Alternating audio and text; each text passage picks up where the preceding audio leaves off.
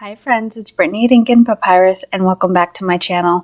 I'm so excited to share this journal cover with you today. This was made using a technique I've never done before.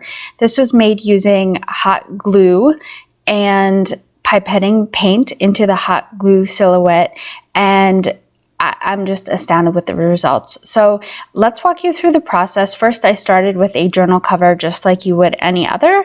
I'm going to do a hidden spine, so that's what that extra chipboard is. And we're going to start by dumping some paints into these containers. You will see me with this silicone oil to help kind of thin the paint and get the texture that I'm going for. Now, depending on the texture that you want for your paints, you may end up adding more or less silicone oil. You'll notice that the texture of the paint I use to decorate the background of the cover is different than the texture and thinness of the paint that I use to pipette paint into the glue gun silhouette, which that will make more sense shortly. This entire technique from beginning to end is truly a learning process. There are definitely things, and you'll see when I'm trying to peel these off the silicone mat, there are definitely things that I would do differently, and I can't wait to do this technique in the future. This project was inspired by a creator. His handle is Lance's Fluid Fusion. He is so smooth with this. So if you want to see another great example of art using this technique, he does this on his channel all the time. I would really recommend giving him a look. So the paint I'm pouring out right now is to decorate the background of the cover. Obviously, we will be using different color paints for the mermaid and the coral, etc., etc. I'm really looking for some ocean and nautical themed paints.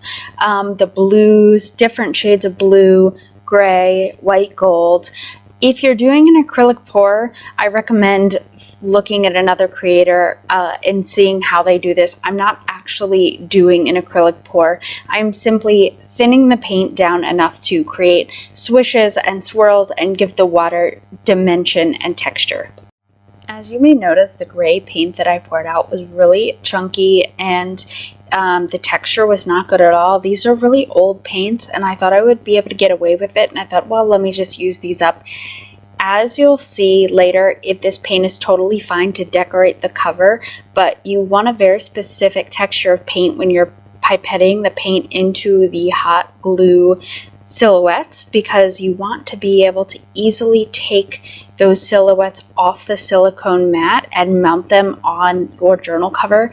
And I really wish I would have selected newer, higher quality paints. And again, I think you'll see later in the video why this is so important. Don't worry, I totally end up salvaging the project, but it does lead to a bit of a headache and some extra steps for me.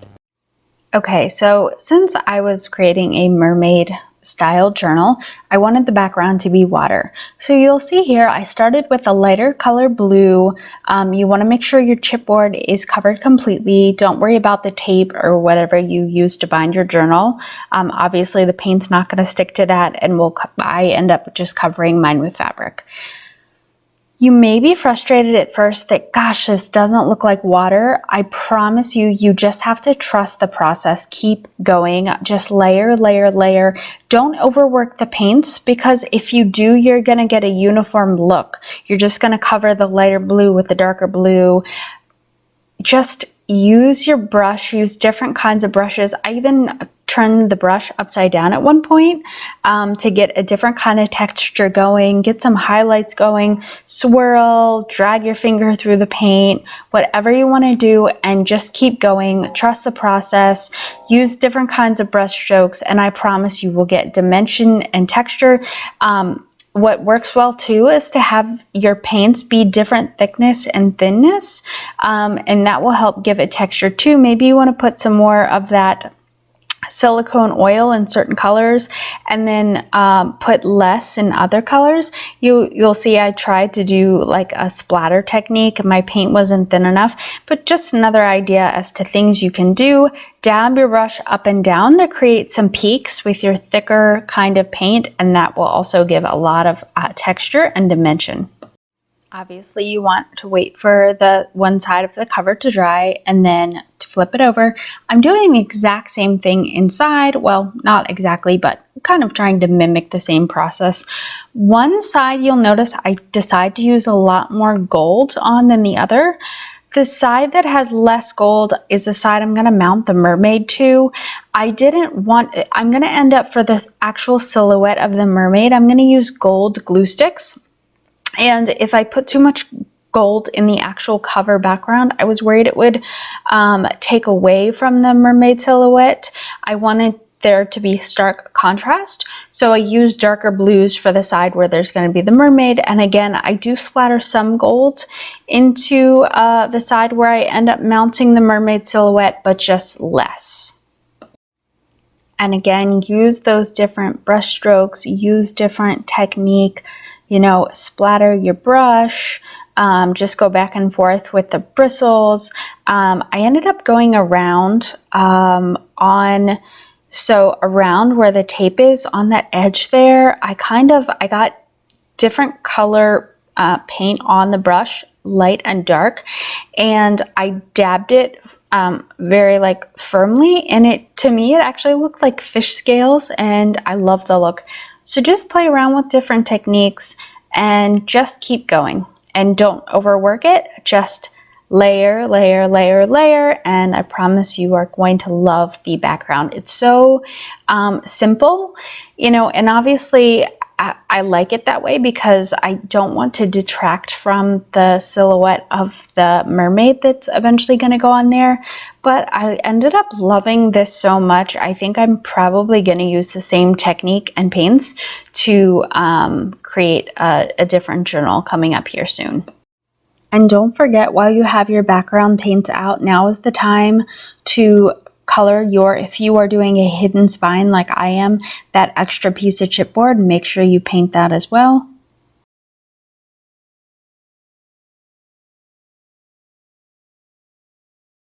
So I have to say, this was such a fun technique.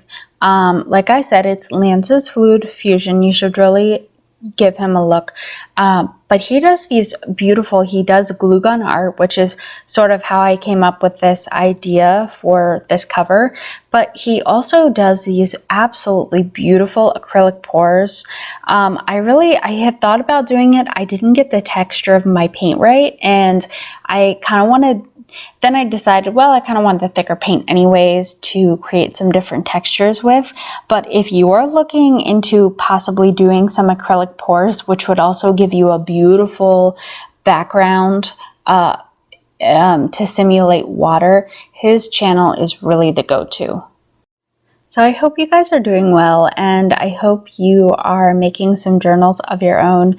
You know, I have to say, even if you don't follow this exact process, because some of this for me was a lot of trial and error, I hope this inspires you to maybe venture out of your comfort zone.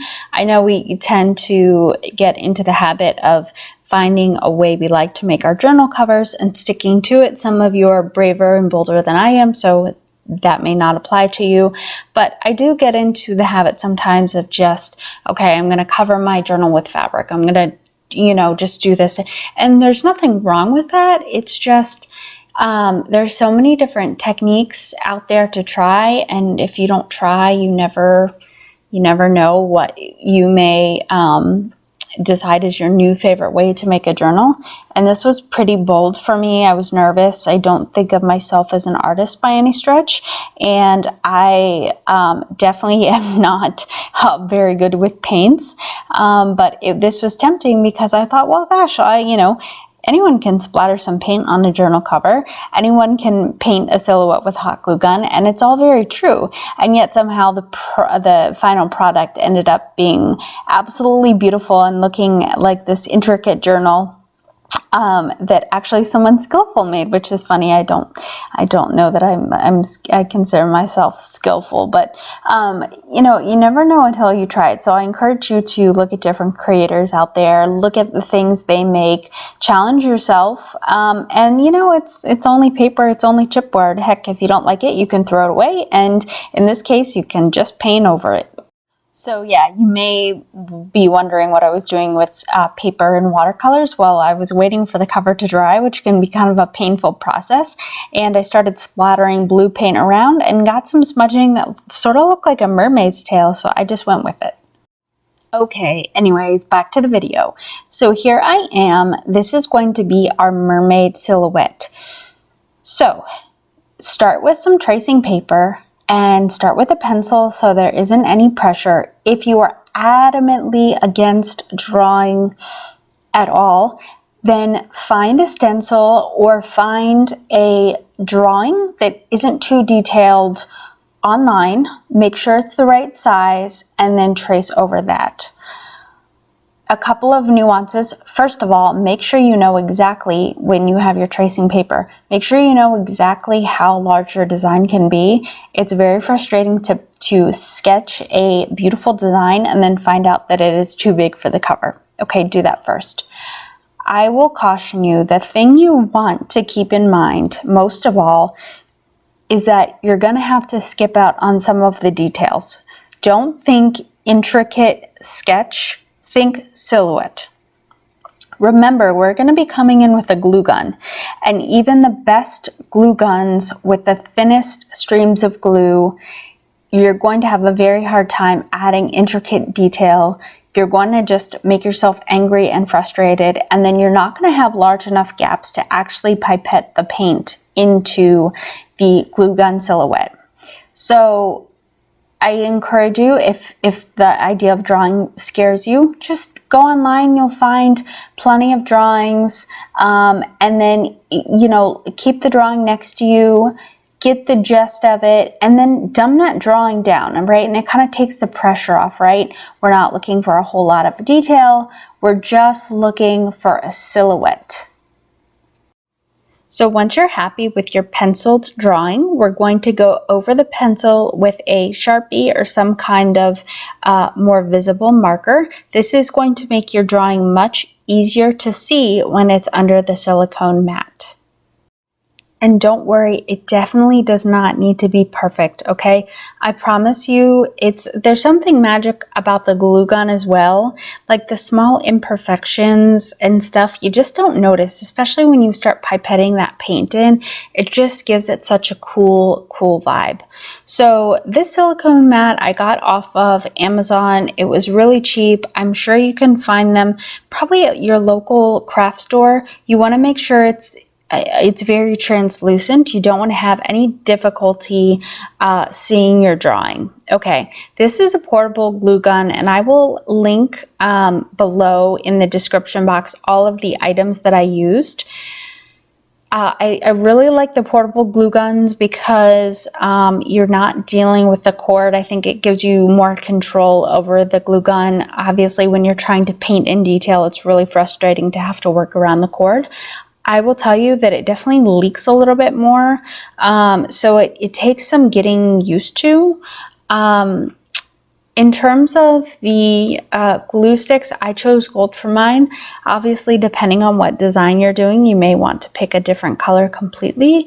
And this is obviously why you don't want to get hung up on a ton of detail, or else you are just going to drive yourself mad and not have enough room within the actual glue itself to pipette in paint, okay? So take your time. You really want to be familiar with your glue gun and get the hang of it.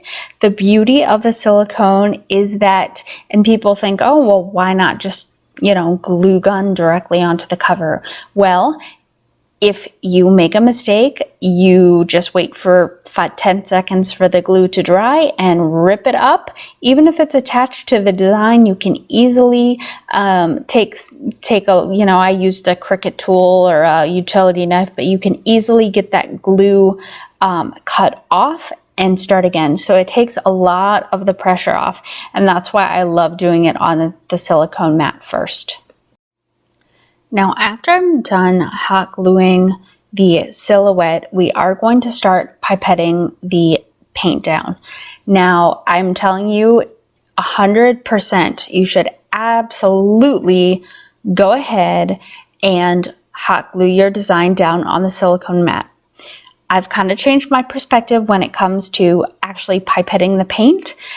When I do this the next time, I'm going to be pipetting. I'm going to remove that glue gun silhouette or hot glue silhouette, mount it on the cover, and then I'll be pipetting my paint directly onto the cover, and I think you'll see why shortly. Now, there are some creators that do this on the silicone mat. I think they probably used higher quality paint than I did. I think they probably did a better job of getting the texture exactly right, because this isn't the first time they've done that. Sorry for my big head in the way. And please check out their channels. Like I said, Lance's Fluid Fusion does a wonderful job of this, and you can see that his paint slides off the silicone mat like butter. I guarantee you he has perfected the thickness of the paint and has done this many, many times. Like I said, this was my first time utilizing this technique, and I just don't have that experience, and I think I would have gotten better results had I pipetted this directly onto the actual cover itself. And to be honest, I'm pretty sure that's what I'm going to be doing next time. So grab yourself some disposable pipettes. It's okay to reuse the same one. You just want to have a bucket of water nearby where you can quickly clear out your pipette, or else it's going to dry in there and you're going to get mixing of your paints when you don't want. As you can see, I'm just coming in with a really fine tip pipette, and I've chosen gold for her hair and this like fleshy orangish tone for her skin, and hopefully she'll actually start to look like a mermaid soon. Now you want to be careful, just really try and get rid of any air bubbles that arise as you're pipetting the paint in. You definitely want a thinner paint than you used for the cover, okay? And you really want to make sure that paint seeps all the way out to the edges of the glue gun, or else you're going to get some receding of the paint, and you will see that does happen to me when this dries and I go to peel these off the mat. So really make sure your paint is thinned and you get in there and your paint splooshes all the way out to the edge.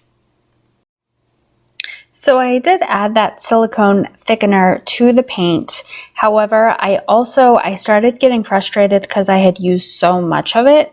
And so I started pipetting in little bits of water. And I think that may be the problem that I had when I went to lift these off the mat. So I would recommend just, first of all, I used paint that was way too old. You can see how chunky this green paint is. That was totally my bad. I think that's why even after I used or added a bunch of silicone oil to it, it still wasn't thinning.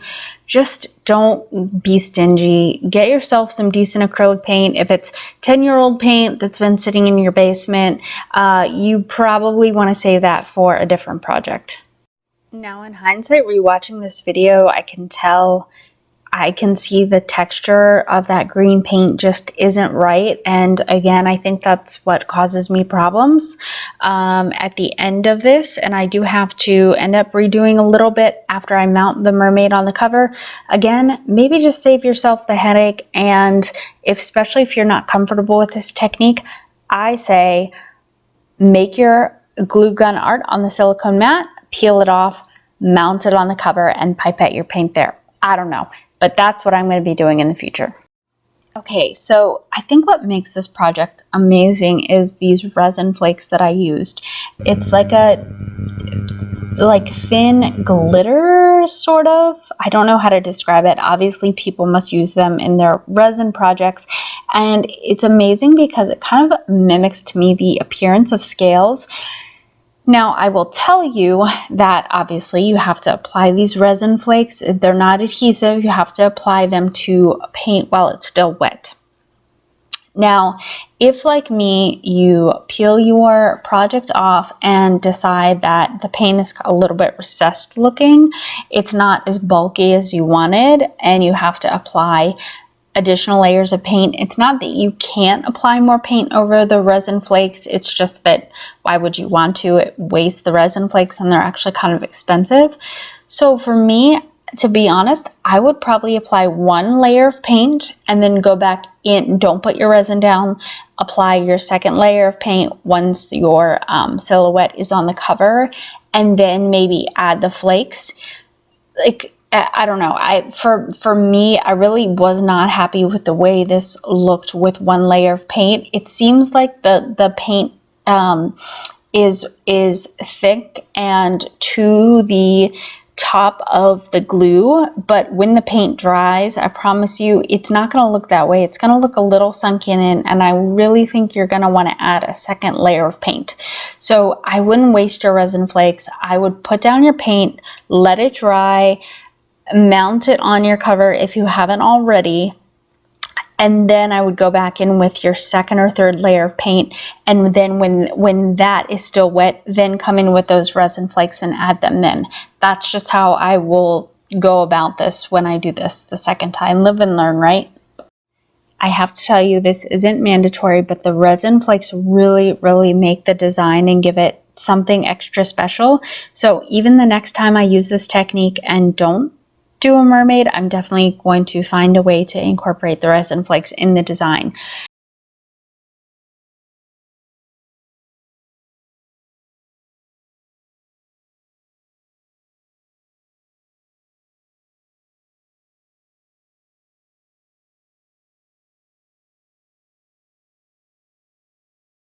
And don't be afraid to get creative, guys. When the paint is still wet, there's so much that you can do to bedazzle your mermaid. I put some extra different sorts of glitter along her tail in the little extra scales there down at the bottom.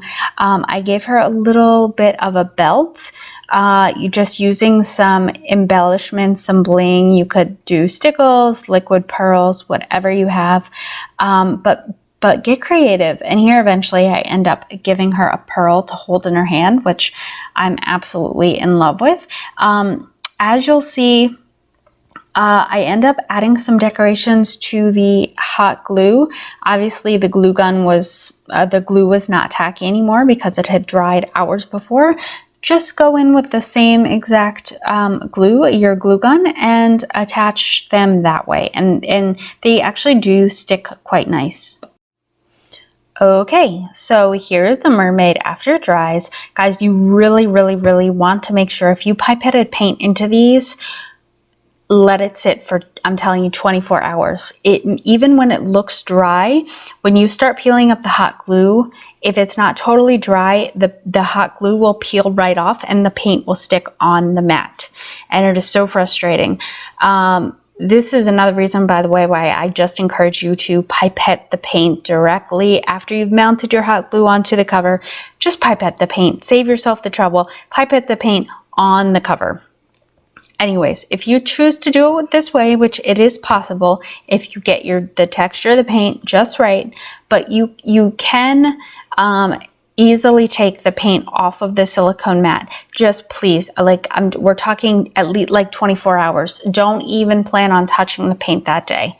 Okay, so I've made some extra accessories for the mermaid. I've made a sand dollar and shells and coral and a little dolphin. I'm not gonna use that flower. I just had some paint and stuff left over. But just be really judicious. And the thing that helped me the most was to imagine peeling. Do not think of it as peeling the silhouette off of the mat. Think of peeling the mat away from the silicone. You want to peel it off as you want there to be as little movement of the paint as possible. So as I alluded to earlier, I had a lot of difficulty getting some of these pieces off of the silicone mat, and I actually ended up just giving up on the sand dollar. So if you aren't intimately familiar with your paints, if you haven't done this before, before you do something that's a quote-unquote high-stakes project, I would recommend just practicing on the silicone mat. Now, I will tell you, if you are insistent on pipetting your paint onto the silicone mat, do not touch them for 24 hours. Even after it looks like it's dry, if you pick it up and it's not fully dry, you will pick up the hot glue silhouette and the paint will stay on the mat, which is why I'm telling you, just pipette your paint on the cover to begin with, or whatever project you're working on, whether it be the cover or canvas or whatnot.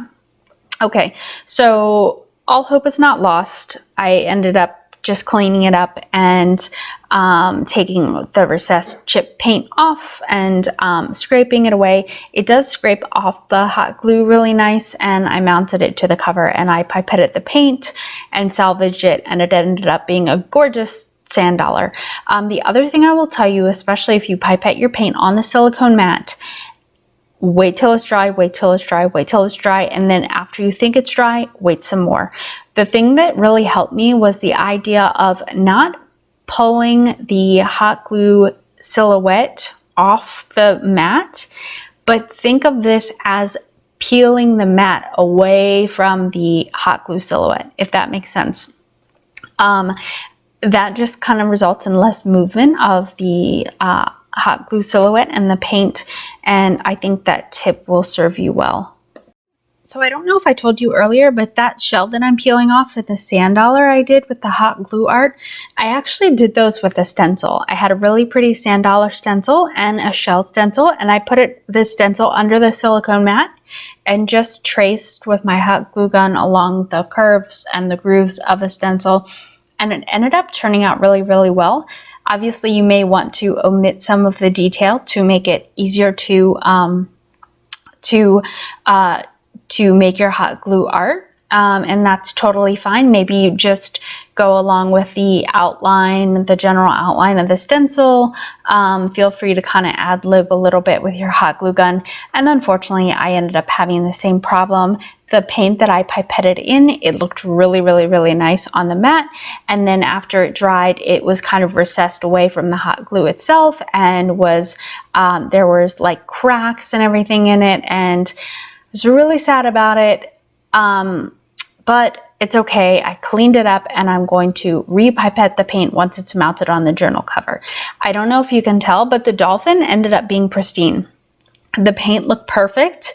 The resin sat in there really nice, which makes me think that it was an issue of some of my paints being dried out and chunky and just not good texture, because I used a completely different kind of paint on the dolphin, and I think I added the same amount of the silicone oil, and the dolphin worked out just fine. So I really think that if you want to pipette your paint on the silicone mat, just because it's easier to kind of start again if you don't like the result, it's easier to edit, it probably is easier to get the air bubbles out and really get a flawless finish if you know what you're doing. I think that's okay. You just need to use high quality paints, or at least higher quality acrylic paints than I used, and make sure you get your ratio of paint to silicone oil right. Okay, now the part that made me very, very, very nervous, because I knew I had difficulty with the other accessories I made for the mermaid. Here I am trying to again peel the silicone mat away from the mermaid, and I start having a lot of difficulty. I see some of the paint kind of staying on the mat. I start having difficulty with the hot glue. At this point, I honestly just wanted to cry. As I'm peeling the hot glue silhouette off, some of the paint that I actually put in her hair kind of just popped right out. And you can see that the paint, when I pipetted that paint in, her arm was fully covered. Everything looked great. And I'm telling you, the paint just I don't know, it crackled, it sort of recessed away from the hot glue silhouette outline, and I just wanted to cry at that point. But I was like, you know what, it's okay. I just have to kind of get her off, even if it's in two pieces, which it ends up being in two pieces, which also made me want to cry. But I was like, we can redo the slippage. I can glue the paint back down. We can pipette in some more paint. We can go over the silhouette again with hot glue if we need. It's okay. And I realize, even though it's a very delicate thing, the process is actually pretty forgiving. Once you get this off the silicone mat, and I put her directly onto my parchment paper, the process actually is pretty forgiving, and you can go over, see her tail, off with her tail.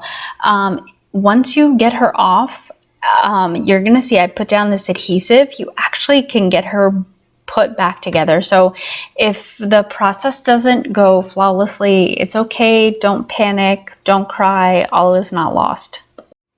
I will tell you though, for a process that took like 2 days, of course not 2 full days, it's just it takes the cover forever to dry, and then you have to do the other cover, the other side of the cover, and that takes forever to dry, and then hot gluing the stuff on the silicone mat and pipetting the paint. It's like a long drawn out process. So to have the mermaid kind of come apart, I actually did want to cry like when her tail popped off, but I kept it together probably because the camera was rolling. And I realized like it's gonna be okay. We're gonna mount this on the cover and we can repipette in paint. We're not gonna have to do the whole thing over. And honestly, pipetting the paint in was sort of the easy part. Like the silhouette is done, everything is drawn. And so I decide, you know what, it's okay. Instead of trying to repipette paint over crumbled up paint, I was like, let's just start anew. So I took one of my Cricut tools and just started cleaning up the old paint. And I think that was a great way to go. Okay, again, I always try and leave a list of supplies I use in the description box. This was 3M mounting adhesive something or other. Okay. Speaking of things to note in the future, it says it dries clear. I've seen other creators use this mounting adhesive and it seemed to dry clear in their videos. I can tell you it really diminished the color of the paint. It sort of muted it and applied this kind of frosty looking tone over it, and it looked very opaque, and I was also very unhappy. Now, some people will say, well, you can just spray the back of the object and then mount the hot glue silhouette onto the cover instead of spraying the entire cover. Some people will say that you should spray both the back of the hot glue silhouette and the cover. I'll leave it up to you. From now on, I will only be spraying whatever I'm directly mounting onto the cover. I do not like this opaque look. I was really upset about it, and actually after I mounted the mermaid back to the cover, repipetted her, all that jazz, I ended up coming in with another layer of paint later on to get rid of that opaque look. Now, when you're using this adhesive, specifically, you want to spray. It takes about 30 seconds. You want to tap your finger. If any of it transfers onto your finger or comes up, then it's not ready to be mounted yet. You want to wait until there's no transfer, and you'll understand, like when you're using it, you'll understand what I'm talking about. When there's no transfer of anything and it feels adequately tacky, that's when you want to mount things. And I can tell you, it did a great job of mounting the mermaid to the cover. There was no seepage of any glue, nothing like that to worry about. So I was happy in that regard. It's just, it says it dries clear, and folks, guess what? It does not. And I actually did, by the way, make sure that the spray can was exactly, well, of course, not exactly, but was far away enough from the cover. I think they specify like 6 to 8 inches or something. And I feel like I did that. There's really nothing differently I could have done. It just added this opaqueness to the paint, which I really wasn't happy about. Okay, so I got my mermaid on my cover and my starfish and that kind of stuff, and I just start repipetting the paint in, and it was easy as pie. Obviously, it's not as forgiving. You can't just wipe the paint away if it spills over and you mess up, but I don't know. It's as long as you pipe in enough hot glue to give it some structure, paint's not going to be spilling over the sides. And again, it was just so much easier doing it this way, not having to worry about peeling the paint up. I would totally, again, I know I've said this a million times, if you take anything away from this video, it should be this. pipe your hot glue on the silicone mat, and when you're done with your silhouette, mount it on your journal cover and then pipette in the paint. And you know what? If you get a little bit of splatter of paint outside the silhouette, oh freaking well, just paint over it, like fix it. That's so much easier than peeling up paint and trying to deal with the cracking and it like receding away from the hot glue. It just makes you want to cry. Pipette your paint, everybody with me, pipette your paint on the journal cover. Oh my gosh, guys, I am loving that shell so much. I end up just having to repipette a little bit of gold pigment / paint back into the bottom of the shell where there was a little bit of cracking. But I was astounded with how well those turned out. Now, as you can see, I had to repipette paint in the sand dollar and the shell. Now that I finally got my coral and my seaweed and other things, my dolphin, and finally my mermaid onto the cover. Now, I didn't know how the 3M adhesive was going to work on fabric, so I just took my hot glue gun and I went over the silhouette and just glued it directly down to the fabric. I thought that would be way more secure than trying to adhere it with the adhesive. And here you'll see me come in with a little bit more paint. And again, I wasn't sure how the paint was going to work being pipetted onto the fabric. For the sand dollar and the shell, I had to pipette a couple of different layers. So keep that in mind. If you do end up, like me, adding fabric to the journal and putting your hot glue over it, if you are pipetting your paint onto the journal cover, which I really suggest you do, but you're doing it over fabric, plan to use a few layers. Save your resin flakes at least till I would say like the third layer of paint. That's kind of just my experience. Obviously, it's going to be dependent on the type of fabric that you use. This was like a thicker canvas kind of fabric, and so it was like really absorbent, so that's probably why I needed so many layers. Okay, and you know what, honestly, as much complaining as I'm doing, I have to tell you, this is probably my most favorite journal cover that I've ever made. So don't let this scare you. Yes, there are a lot of steps, there are a lot of processes, there was a lot of trial and error involved, but none of them were particularly hard. I definitely don't have any extraordinary artistic ability. I could barely draw that mermaid. There was a lot of erasing going on there, I'm not gonna lie. So, none of it is particularly hard. You just have to be patient, which actually is quite difficult for me, as you could probably hear from my tone in this video, but it is so worth it, guys. Obviously, you don't have to make a mermaid journal, but just think of really anything that you can draw a silhouette of. You can do this with hot glue and paint. So don't let this scare you away. This is an incredible technique. And like I said, I think this is my favorite journal cover. And as painful as it was to do this the first time, hopefully I have made a bunch of mistakes now so that you don't have to. And I'm going to use these techniques and everything I've learned to make a completely different style cover using these exact same techniques. So after I put this cover together, I realized there weren't any fish on the cover. And so I took one of my fish stencils and made a hot glue impression of the fish. And of course, hot glue is dry in, 10 seconds. So I was able to peel them right off, mount them to the cover. I even made 2 little circles with the hot glue gun that look like bubbles. So the fish have bubbles coming out from them.